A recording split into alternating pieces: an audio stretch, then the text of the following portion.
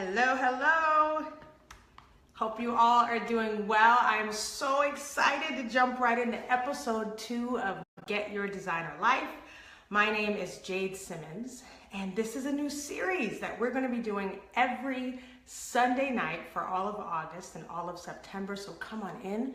I want to make sure that I can see your comments because I don't want to miss anything. All right, there we go.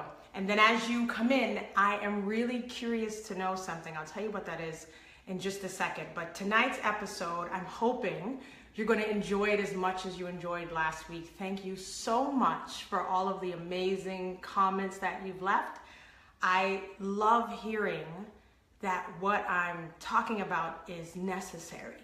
You know, those of us, hey Laura, Miss London, I can't wait to hear all about how everything went for you in London, by the way.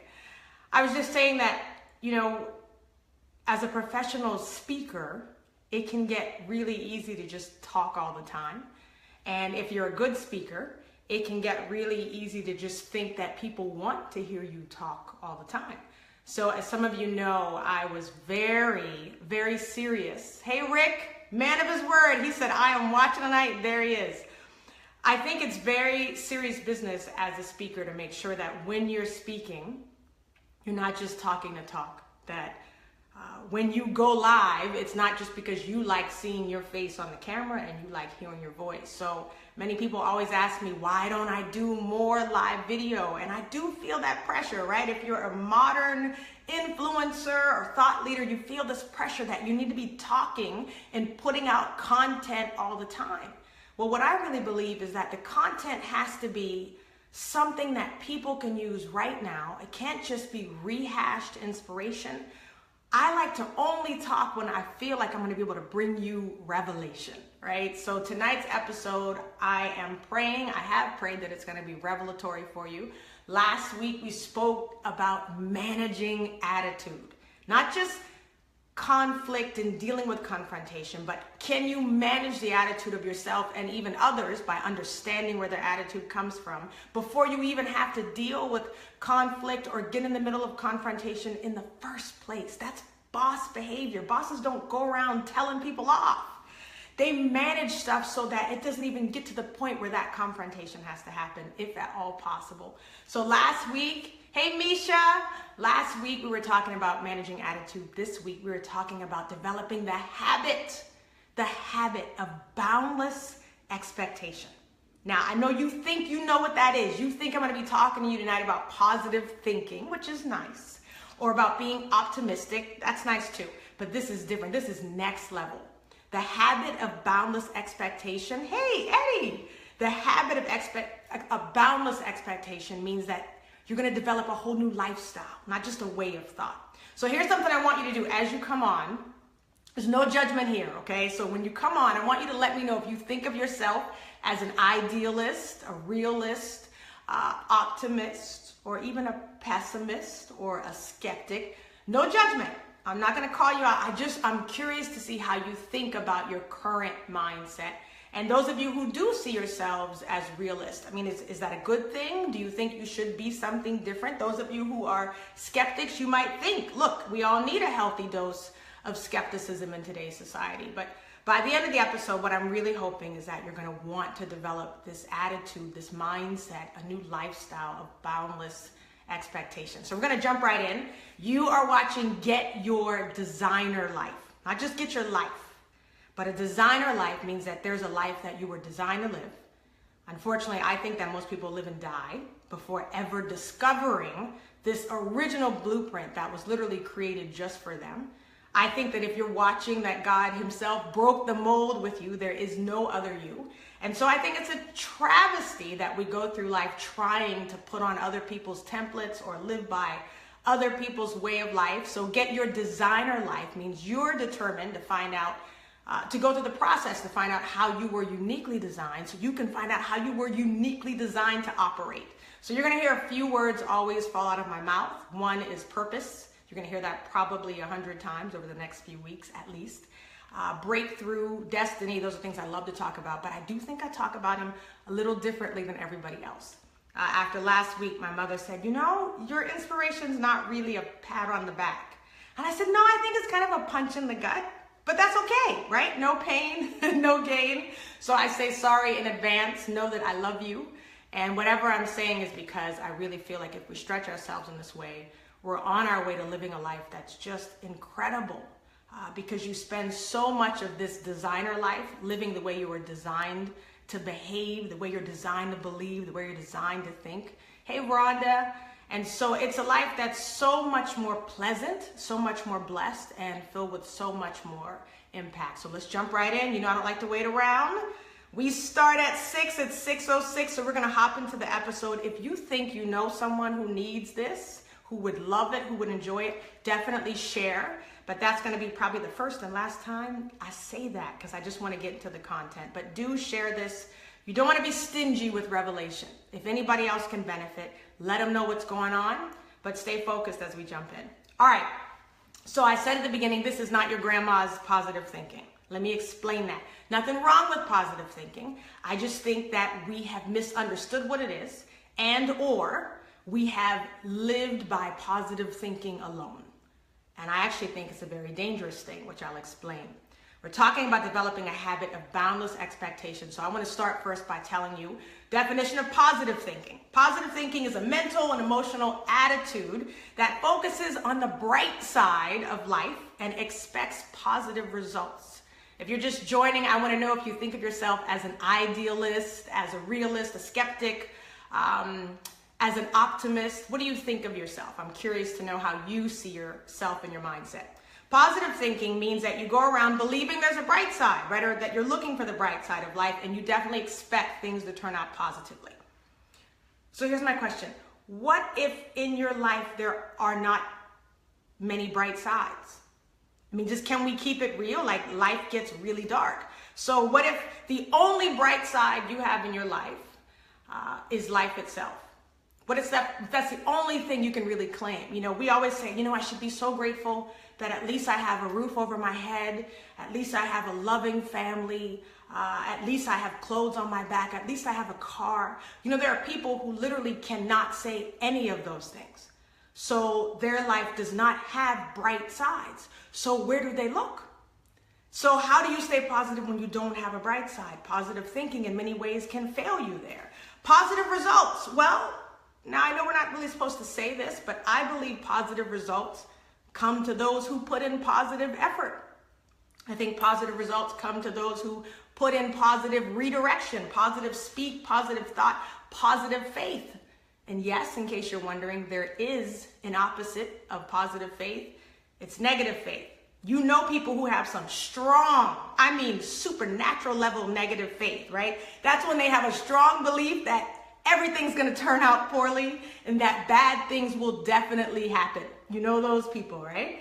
So that's negative faith. That's a real thing. So we absolutely want to stay on the side of positive faith, which is believing things will happen for the good. But let's talk about this. There's another word out there, optimism. Optimism is when you have a mental attitude, we're hearing that word again, a happy belief that the outcome of some specific thing, some endeavor, is going to be great. It's going to be awesome. If you're an optimist, you tend to believe whatever I put my hands to, it's going to turn out well, it's going to work good. I'm going to win this thing, I'm going to win this position, and that's maintaining optimism. Well, what if it doesn't turn out good? Can we be real about that? No matter how awesome you are, no matter how much work you put in, no matter how much you deserve it, sometimes the outcome is not going to be good. So when the outcome is not good, was your optimism for naught? It's a good question, right? So I think it's actually dangerous if we think of positive thinking and optimism as meaning we just need to keep smiling and pretend that nothing's wrong. Or we ignore bad situations and hope they'll go away if we pretend that they don't exist. So that's what positive thinking has evolved into for a lot of people. This idea that if I just keep smiling, if I just keep pretending, guess what that actually is? That's delusion. We have to be very careful that we don't slip from positive thinking into delusion. Let me tell you why I think that positive thinking or optimism alone can be dangerous. I know it's a big statement to make, but I think they can be dangerous because when we pretend that situations aren't really what they are, people can get hurt. If you tell someone in an abusive situation to just stay positive, things are going to change, they might change, but it might not be for the better. But they were thinking positively and the outcome still didn't get right. It's dangerous because situations can get worse. It's dangerous because people can develop a habit of being delusional. And instead of changing what they're doing, they say, if I just keep thinking positively, this is going to work out. Instead of thinking, if I just change my behavior, if I change my mindset, if I change my belief, then, if I change my action, then something else is going to happen for the better. Maybe, right? Come on in. Hey, Mayan. Hey, Diana. Good to see you guys. I hope you're enjoying this so far. It's not really something you enjoy, but I hope you're digesting. We're talking about developing the habit, a habit of boundless expectation. I'm so excited to define that for you. But first, I'm going to define expectation. This is just the dictionary definition of expectation. And what it says is expectation is a strong belief that something will happen or something will be the case in the future. It's a belief that someone or something will achieve something. That's expectation. So boundless expectation, to me, it's not about pretending that everything is good. And it's not about ignoring the reality of your current circumstances. Boundless expectation is built on making certain expectations in advance. It's built on deciding how you're going to think about things before they happen. So go back to that actual definition, right? Expectation is a strong belief that something will happen or something will be the case in the future. What if you just expect? So if you're believing in boundless expectation, the habit now is instead of, I know something great is going to happen to me today. I know this is going to work out perfectly and positively. I know I'm going to get what I'm going after. That's positive thinking. Boundless expectation is this. I expect that something will happen. And that something will be for my good.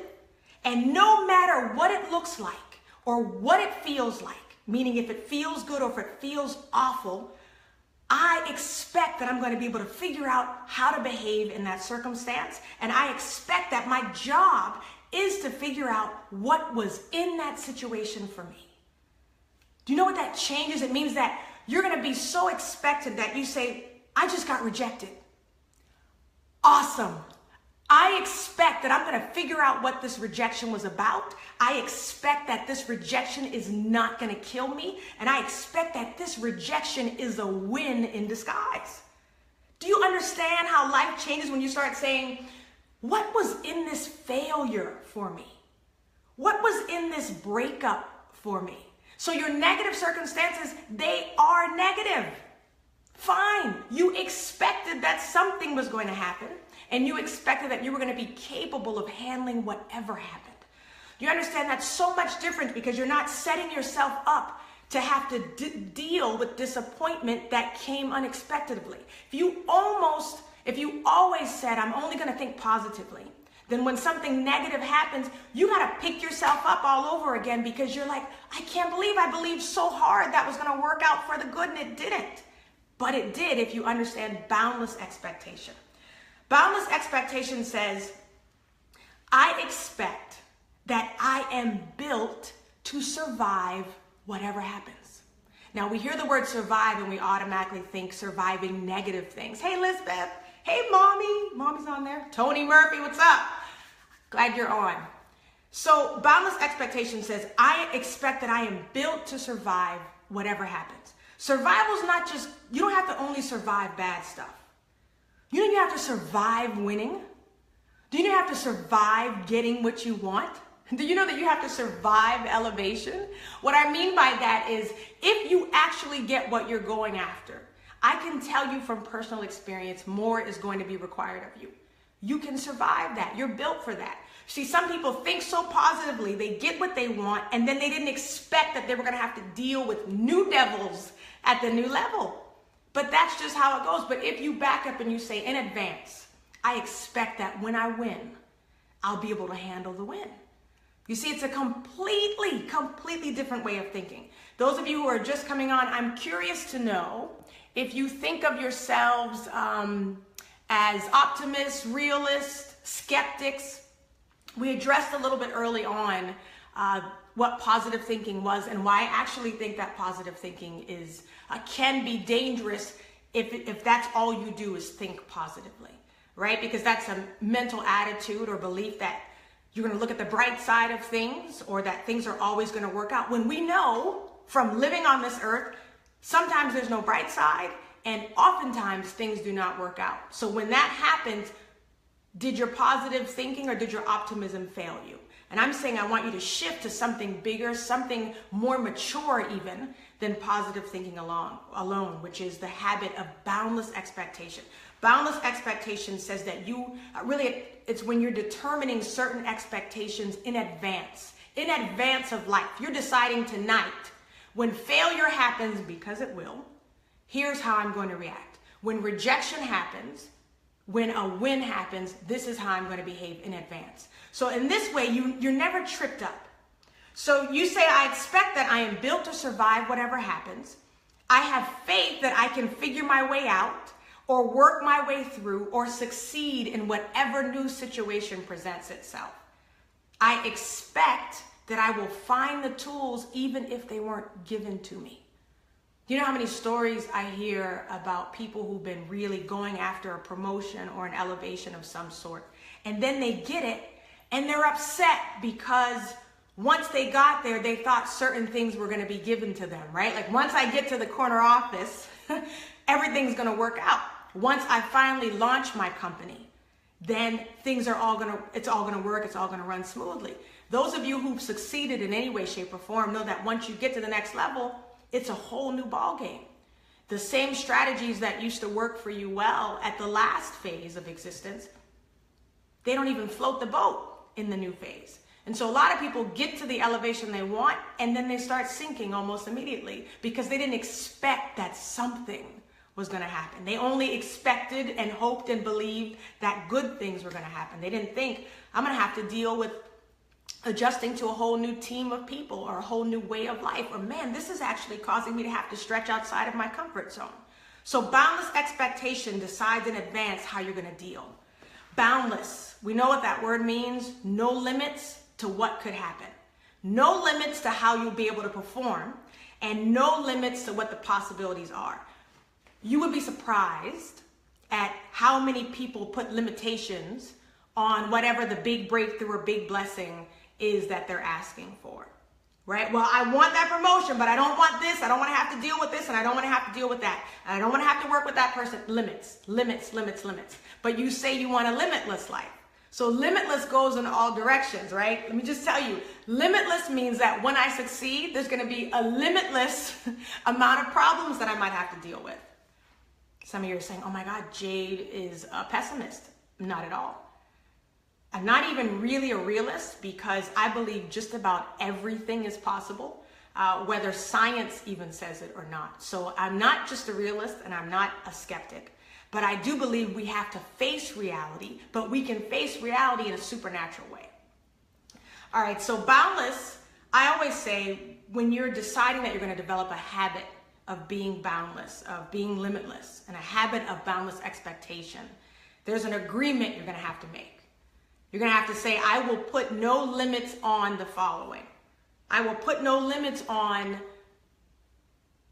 the risk that I'll take if I see that those risks can pay off. I will put no limits on the new skills that I might be required to learn to be able to be successful at this next level. I will put no limits to how much I'm going to put up with before I quit. Now, I'm not asking you to submit to abuse of any shape or form. What I'm saying is that if you go into your next phase of existence with all these demands about how you will and will not function, you might be closing the door to huge opportunities to make an even bigger impact than you planned. I'll tell you, I just pushed through a situation where, I'll just be honest with you, my gut reaction, because I'm a do-it-yourselfer, if there are any other do-it-yourselfers out there, I'd be curious to know. My gut reaction as a do-it-yourselfer is to avoid group work like the plague. Anybody else out there? Can I get an amen on that one? That's my gut reaction. All through school, all through college, I picked classes that didn't require group work. Why? Because I was always the person that would end up doing all the work in the first place, so it would get back to me anyway, and I might as well have done it in the first place, right?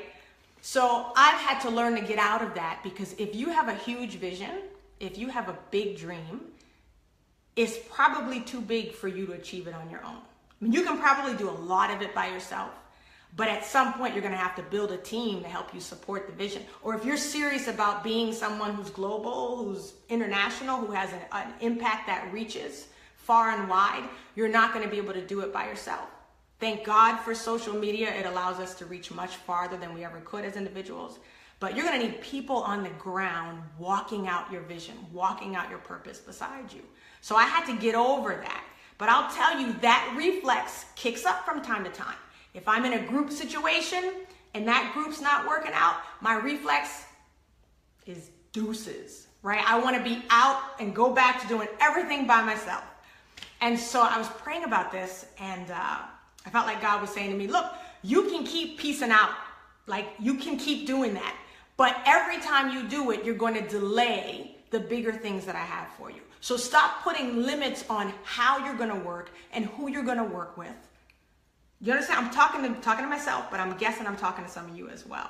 So don't put limits on those things. If you want to live limitlessly, if you want to have limitless blessing, don't put limits yourself before the blessing even comes. So a lot of what you're going to have to decide is, what does limitless really mean? What expectations should I have? And so you're going to go back to the beginning. I believe that being boundless, you can understand it more when you understand it's based on a knowledge of who you are, who you have always been. I believe we were designed to be successful. We're designed to have things multiply. We were designed to have power and to have dominion over certain things. We're designed to have ownership. We're designed to have a voice. We're designed to operate effectively. We're designed to walk in purpose, and we're designed to have an impact. Period, point blank, no matter what your job is, no matter what you do. Some of you will say, well, I'm just a stay-at-home mom. First of all, the word just, for the most part, gives me hives. Don't ever put just in front of your name or your job title or what you do. That word was never meant to describe who you are, okay? You're going to become more boundless based on the knowledge of what you have already overcome. Some of us get through incredible challenges. Some of us are the people in our families who do everything for our families. I'm not talking about just the people who live in your house. I'm talking about all the cousins and the aunts and the uncles. You take care of everything.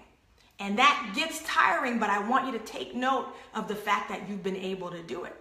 Probably means you've been prepared and built in such a way that you can carry more of a load than most people can.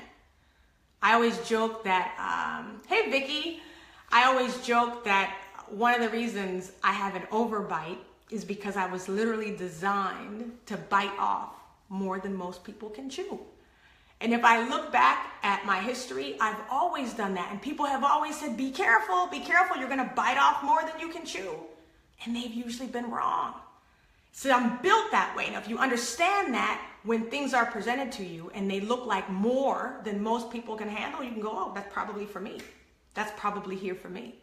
So becoming boundless is based on the knowledge of who you have always been. It's based on keeping a record of what you have already overcome. Because when stuff comes at you that's smaller than what you've already been through, you can expect that you know how to deal with it, even if you've never encountered it, because you've encountered stuff that's worse. That's having a boundless expectation. That knowledge of being boundless is also based on how you were designed originally. And I always challenge people to go back in time and look at how you've always done things. People say, how do you do that? Ask questions. I dare you to ask your parents about things that you always did that either drove them crazy or surprised them, or that they marveled at and you didn't know. You know, my son has many unique abilities that I just don't understand where he gets it from or why he thinks that way. He's also a very sensitive boy. He really feels things deeply. And I asked him one time, Jaden, why do you think you were made that way? And he said, maybe because when I get older, I'm going to be in charge of having to think about how others feel. Maybe that's going to be a part of my job. I'm going to have to take that into consideration. My son's 9. And he said that. If you can think like that, like, why am I built this way? Why do I get so ticked off about these certain issues in society? Maybe you're going to be called on to address those issues. And I'm not talking about just on Facebook. I'm not talking about just on social media. Man, if we put the energy that we put into the comments we make on Facebook into real life, we'd actually see some progress. Maybe there's a certain reason you're drawn to a certain demographic, or a certain demographic is drawn to you. Some of you women out there, you will raise your hands and say, I am the person that all my friends come to when there is major issues. Not the little stuff. They come to me for the big stuff all the time. And then if you were to actually take note, you would notice there are certain issues that you're able to give a solution to without even having to think about it hard. There's a clue in that. Expect that those issues will continue to come to you. Expect that you're designed to be a bit of an expert in that area. That's boundless expectation. All right, so I want to talk really quickly about why we might be confusing what's possible. So those of you who said you were skeptics, or who said you were pessimists, or those of you who tend to think that most things are impossible, especially when it comes to whether or not it's possible for you, let me tell you what's been going on. We have been confusing possible with what's plausible. You know the difference, right? Possible just has to be scientifically capable of being achieved, or I say even supernaturally it can be achieved, right? So most things, many things are possible. Now, what we usually are saying in our minds is that's not plausible for me. Plausible is it likely to happen? Is it realistically going to become a reality? So plausible has to do with what's likely based on human factors and allowed limitations. See what I'm saying? So I'm just keep it real with you. I have a big birthday coming up in November, and my goal is to have the best physical body I have ever had. I mean, better than whatever I had as a teenager, better than whatever I had when I was playing sports. I want the best body ever by this next birthday. That's just 3 months away. Now, I also add to that, I don't want just the best body. I want the strongest body, and I want my six-pack, and I want it now. Now, scientifically, that's possible.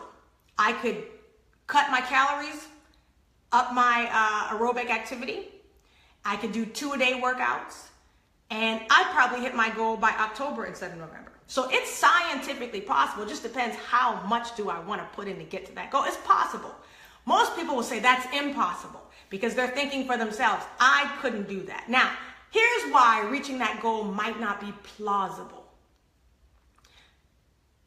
Because I've been eating really good most days, and then like on day 3, day 4, I might have some fast food, I might not work out. So every day I do that, I'm pushing my goal backwards. If I were to keep doing that from now until November, most likely it's not plausible that I'm going to reach my goal.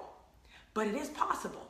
You see, possible has so much to do with what you're willing to give up, what you're willing to accept, what you're willing to stretch, what you're willing to deal with in order to get what you say you want.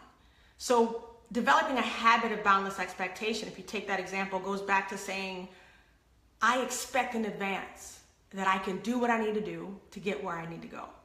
It's just such a big deal to take out the pressure of expecting that everything's going to be perfect.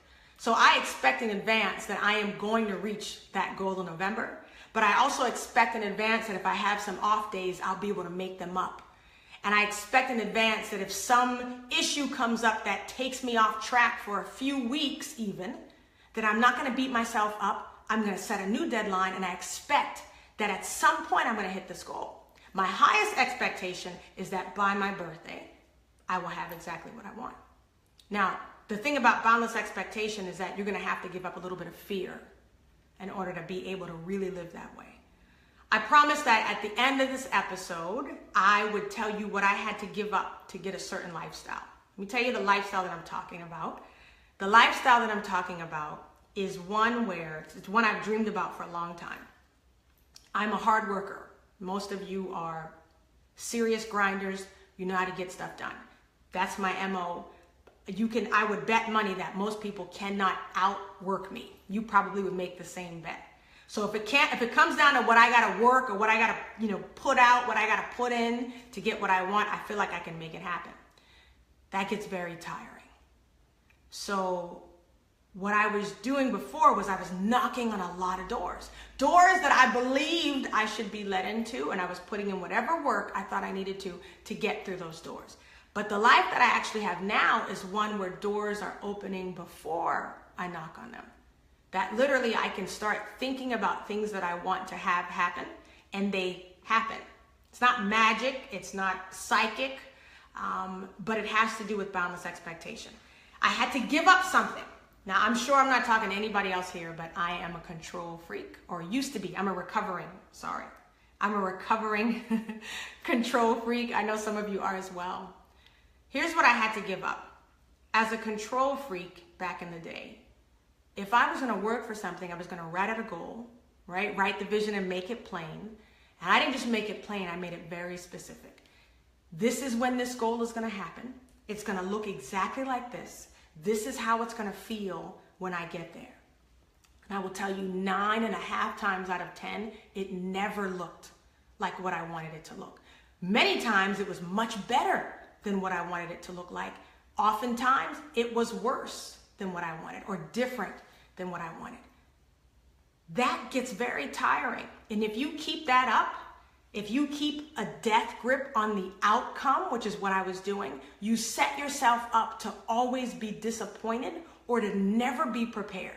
You're either always going to be disappointed because it didn't look like what you wanted it to look like, or you're never going to be prepared because it looks like more than what you ever thought you could take on. I had to give up having a death grip on what the outcome of whatever I was working for was going to look like. I had to say, I'm just going to do the work. I'm going to work on myself. I'm going to work on the thing. I'm going to prepare. And then I take my hands off whatever the outcome looks like. How does that end up having doors open? Well, the modern day mentality is that we have to set goals, right? We set these goals, we set these deadlines, and then we check them off when they happen. So I definitely still set goals. But my focus, 99.9% of the focus now, is on the preparation of getting the goal. It's not actually on the goal, because I've learned the preparation you put in prepares you for far more than the goal you were going after. So what happens is, if you have a death grip on the outcome, you end up knocking until your fingers are bleeding on one door that may or may not open. As you're knocking and kicking and screaming and scratching, the ruckus you're making is so loud that behind you, doors are opening and closing softly. Opening and closing all day long that you're supposed to walk through, and you miss those moments over and over again because you're obsessing over this one door that you're trying to break down. So when I started giving up this death grip, which is really painting too specific of a picture, I know that this is opposite of what a lot of people teach, that you should have a very specific visualization. I do believe in visualization, but I stop sometimes short of putting a ribbon on top when it comes to what the final outcome will be. I give myself many options. And then I say, I expect that whatever the outcome, and even if it is less than what I am going for, I will be able to deal with it and rectify the situation, or I will be able to handle it even if it's more than what I was going after. So I stopped having this death grip that painted too limited of a picture of where I wanted to go. And what I now decided is, I'm going to do the work and expect that multiple doors are going to open, and I'm going to have my choice of which ones I walk through and when. When I tell you that's exactly how things are going for me these days, I'll tell you, it's the most mind-blowing thing. You want to get to a point in your life where multiple doors open and you get to choose which ones you walk through. You get to choose how you walk through them, and you can walk through either one of them expecting that you're going to be able to deal with what is on the other side of the door. Some of you are saying, Jade, I don't have limited vision, so it's not that I'm painting a small picture. My vision is so huge that I have to kind of make it specific and keep my vision big. And I know that there's not something else better than what I want because my vision is so big and so awesome. I get it. I totally understand big vision people. I am one of you. We are the same breed. But I will tell you this, no matter how big you're thinking, no matter how gargantuan your mindset is, there's something bigger. Now, I'm going to tell you how I know that. There's a scripture. Many of you can guess it before I even read it. It's in Corinthians. 1 Corinthians 2:9. It says, but as it's written, eye has not seen, nor ear has heard, neither has it entered into the heart of man the things which God has prepared for those that love him. So what that tells me is I'm a big thinker, but there's actually a God who thought bigger than me before I even got here, which means that the stuff he wants for me, since his ways and his thoughts are higher anyway, the stuff that he wants for me is bigger than even the biggest stuff that I'm dreaming up for myself. You got to understand, you're talking to someone that at the age of 8 was plotting world domination, right? That by 25, I'd be on the cover of Time.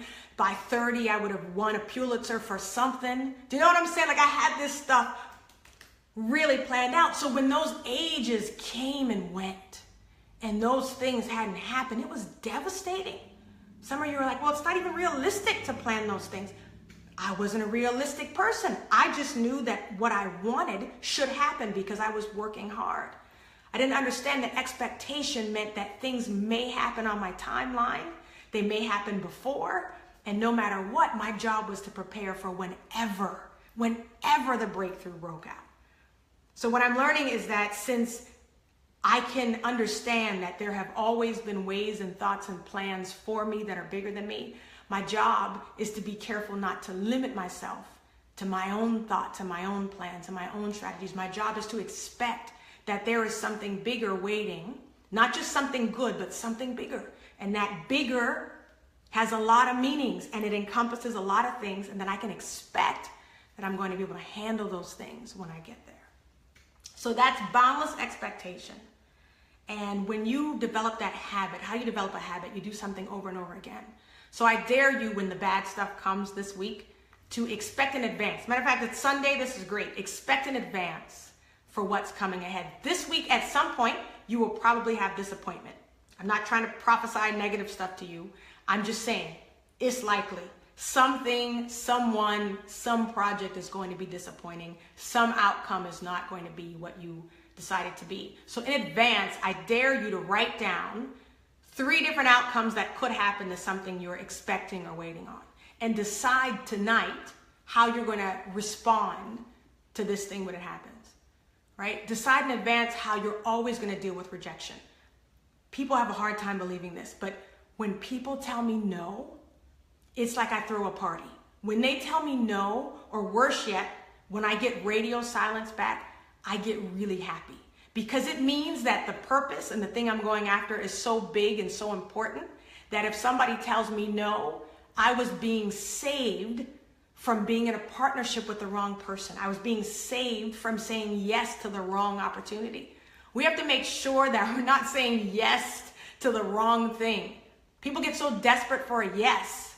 Don't get desperate for a yes. Be desperate for being in the right place at the right time and operating on purpose all the time. With purpose and in purpose. See, I probably said purpose almost 100 times tonight by itself. So that's what boundless expectation is. It's deciding in advance what you're going to expect about yourself and what you're going to expect and believe in advance about how you're able to handle whatever comes to you. Bright side or dark side, good or bad. Think about it in advance, how you're going to respond. Think about how you're not going to respond. Nobody is ever going to see you melt down. Decide that in advance. What does that mean? Nobody is ever going to see you complain. What is it going to be? But decide it in advance and it becomes your habit. It becomes your lifestyle. When you start living this way, you get so much more passionate and happy about the process that whatever the outcome is, you were already happy in advance. I'll leave you with this. This sounds a little weird for someone who considers himself a very positive person. There's a scripture people like to say, and they kind of skip over the first part, and it says, the Lord is my shepherd, I will not want. I shall not want. I actually take I shall not want as a command. I pretend that it's one of the 10 commandments. I literally don't allow myself to want. It's not because I'm afraid I'm not going to get. It's because I know that no matter what, I'm already provided for. So I don't have to want for stuff. The stuff that's due me is already heading my way. I just have to prepare to be ready to receive what is designed to come my way. Do you know how much pressure and disappointment? I mean, and then you have to practice it. I have to literally, sometimes I'll see something and start to want it and say, I'm not going to want it. If it's mine, it'll be mine because I'll put in the work.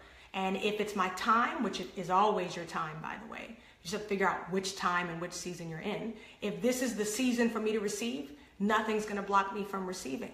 See, that's positive thinking, optimism at a whole another level, supernatural level.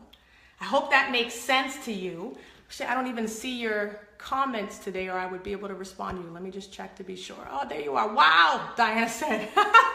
I'm glad that that's resonating with you. I want to see, what did you guys think of in terms of how you see yourself? Are you mostly positive thinkers? Do you understand now the difference or even the danger of living by positive thinking alone? Does that make sense? Each act of obedience shortens. I want to go back to that. I'll have to go back and catch that, Gail. I know it was brilliant. I want you to think about these differences because we get so caught up in buzzwords. Be positive. And we think that means to just smile all day and pretend like nothing's going wrong. No, you have to decide in advance, man, when stuff is not making me smile, how am I going to deal with it? How am I going to respond?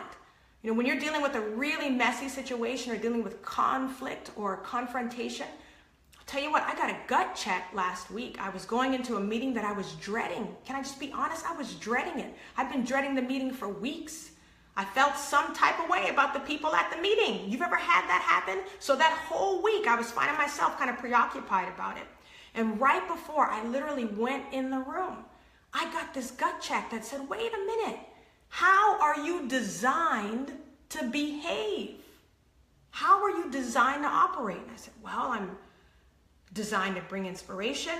I like to point people to purpose. And when I come into a room, I want there to be energy. I want the atmosphere to change. And it was like, God was like, then do that.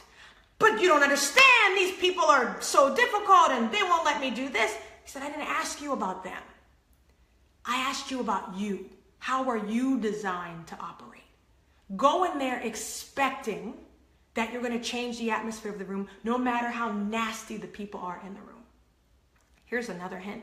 Usually they're not that nasty. They're just being people. And the way they exist doesn't really rub with the way that you exist. That's natural. It's absolutely natural. If you get caught up on that, if you get worried about trying to change the way that people behave, you will start behaving differently. You will become manipulative, or you will become withdrawn. You will become belligerent instead of being forcefully passionate. So I went in that room and I decided I was going to ignore the current atmosphere and I was going to introduce a new vibe. Tell you what, I left that meeting on cloud 9. And you know what I learned about myself? Oh my gosh, Jade, you have the supernatural power to change the mood of a room. People would pay money for that. Start behaving in a way that allows you to be at your best in every situation. The only way you do that is when you decide in advance, who am I? Who have I always been designed to be? How have I overcome in the past? And how can I take that with me? See, that's not baggage. That's not saying, how have I been hurt? What awful things have happened to me that I rightfully have a reason to hold a grudge about? What have I learned about people not being worthy of my trust? Most people carry that baggage, those anchors with them, and then they cast that atmosphere wherever they go. I didn't ask you how the world has hurt you. I've asked you, how are you designed to affect and weigh on the world? Tell you what, when you do that, changes everything. So Laura, I see you there, how you're designed to operate. Introduce a new vibe. Let me tell you what, talk about addictive, Laura. When you start sniffing out that you can change stuff like that, you start feeling a little bit supernatural. Guess what? We're designed to be supernatural. Hey, Adrian, speaking of supernatural, you're designed to behave in a way that baffles other people. Some of us move so fast with so much energy and we get stuff done. People are always telling us to slow down because they can't imagine moving that fast. You know when you need rest, take rest. But expect that when it's time to move fast, you're going to have the energy to move and that you're going to be able to be replenished. And that if you get tired, you're going to know it and you're going to sit yourself down and rejuvenate. And then you're going to get up again and move. So boundless expectation is deciding in advance that you expect something to happen. You're not putting any limitations on what's going to happen. None. If you're going to be a master, I love spy movies. If you're a master spy, if you're James Bond, he has no expectations except stuff can go down. And my training is such that I will be ready for whatever goes down. And if nothing goes down, I can take a chill pill and deal with that too. So decide in advance by knowing who you have always been and take that with you. Positive thinking is good. Being optimistic is good, but don't live by those things alone. Man cannot live by attitude alone. He has to have a complete shift of mindset and a strengthening of his or her belief system. And when you know what you believe in advance, you're ready for anything that comes to you in the now. I hope that's been helpful. Thank you so much to all of you who've been tuning in. I wanted to go back and catch some of these comments. I will probably be responding to you individually as well, because I'm just so blown away by the different insights that you're getting. Some are different than the ones that I'm giving, and I love learning as much as I love teaching. So if you're wondering what all this is about, Get Your Designer Life is really about the idea of, can I actively play a part in building the life, not just the life that I want, but the life that I have always been designed to have. I'm excited because as much as I love talking to you on Facebook Live, as much as I love speaking all over the world and speaking to audiences, I only get to be with you guys for like 45 minutes or so.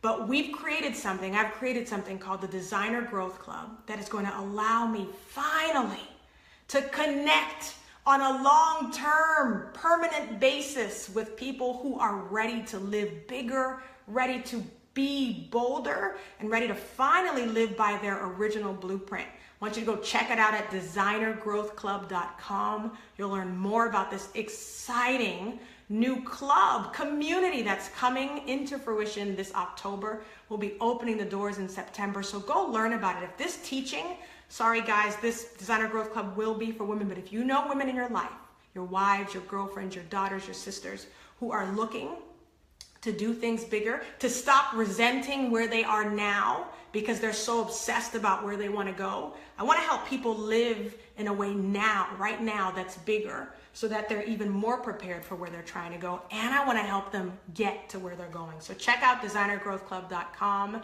Tell your friends about it. It's coming, and it's going to be big, and it's going to be life-changing. And we've designed it so that I can stay connected. I get new revelation and inspiration every second of the day, and my poor family has to sit and have me teach and preach to them all the time. So they're very excited that I'm going to have finally this outlet that I can just pour into on a constant basis. I'm excited for that.